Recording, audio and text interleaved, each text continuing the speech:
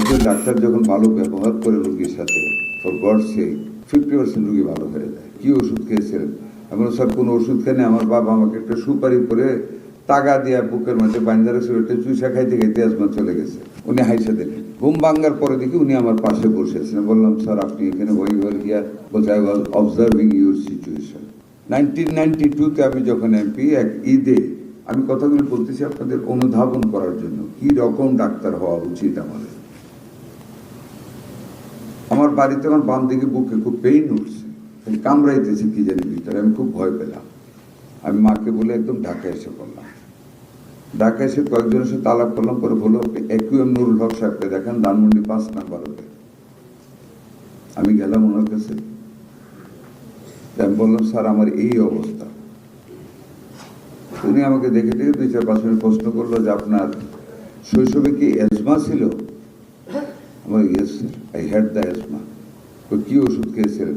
আমি বললাম, স্যার কোনো ওষুধ খেয়ে আমার বাবা আমাকে একটা সুপারি করে তাগা দিয়া বুকের মধ্যে বান্দারে সিলেটে চুষা খাইতে খাইতে আজমা চলে গেছে। উনি হাইসা দিলেন। আচ্ছা, আপনার যখন বিশ্বাস ওইখানে থাকেন, আপনার বুকে যে প্রবলেমটা হচ্ছে এটা নট হার্ট ডিজিজ, এটা এজমা থেকে হচ্ছে, ওই অ্যাজমা থেকে। উনি আমাকে বেন্টুলিন 2 মিলিগ্রাম আরেকটা কি ওষুধ দিলেন, 2টা ওষুধ দিলেন 15 দিনের জন্য। I was quite fine. এরপর থেকে আমার কোনোদিন এরকম হয় না। বলছে যখন হবে কি কার্ড জানি, মনো কার্ড নাকি একটা ওষুধ দিয়েছিলেন, তো যখন এরকম প্রবলেম হইতো ঠান্ডা হলে আমি খাইতাম, আমি ভালো হয়ে যেতাম। That was the diagnosis, correct diagnosis. উনি আমাকে দিয়েছিলেন এই ওষুধটা। আরেকটা বিহেভিয়ারিস্টিক উদাহরণ দেব, ডক্টর থার্ড চাই বামরুনরাজ। আমার একটা আইবিএস এর প্রবলেম ছিল, ওনার কাছে গেলাম। ঢাকাতে অনেকবার প্রফেসর মাহমুদ হাসানকে দেখেছি, ভাই I had not received any cure. তো ওনার কাছে গেলাম, উনি আমাকে কোলোনোস্কোপি করলেন, বোধহয় ঘুম পাড়ায় একটু।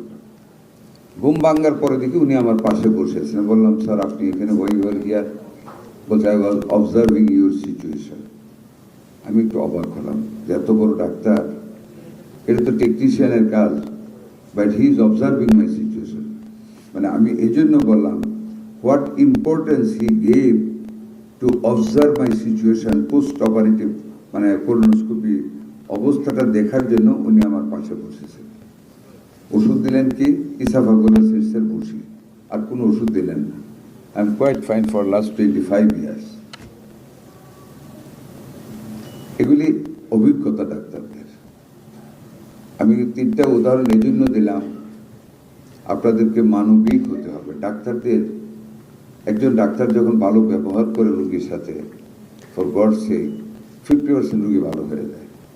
আর আপনি যদি খুব ভালো ডাক্তারও হন, আর যদি ব্যবহারটা সফট না হয়, if it is not comfortable, রোগী ভয় পেয়ে যায়, নার্ভাস হয়ে যায়, কনফিডেন্স গেইন করে না। বিদেশে যখন অপারেশন করে তখন ফুল নিয়ে যায়, কারো মুখ মলিন রাখে না, হাসতে থাকে যাতে রোগীর মধ্যে চেঞ্জ আনা যায়। পেশাগত বিদ্যা আর মানব বিদ্যা 2টার সংমিশ্রণ যখন হয় তখন একজন ভালো ডাক্তার হওয়া যায়, এটা বিশ্বাস করি আমার জীবন থেকে, এটা বিশ্বাস করি।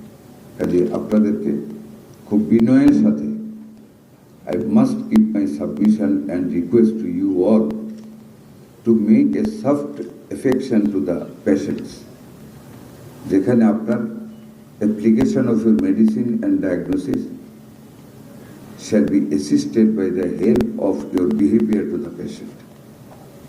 যদি আমি ভুল না বলে থাকি, আমি আশা করব আপনারা সেই দিকটা বিবেচনা করবেন।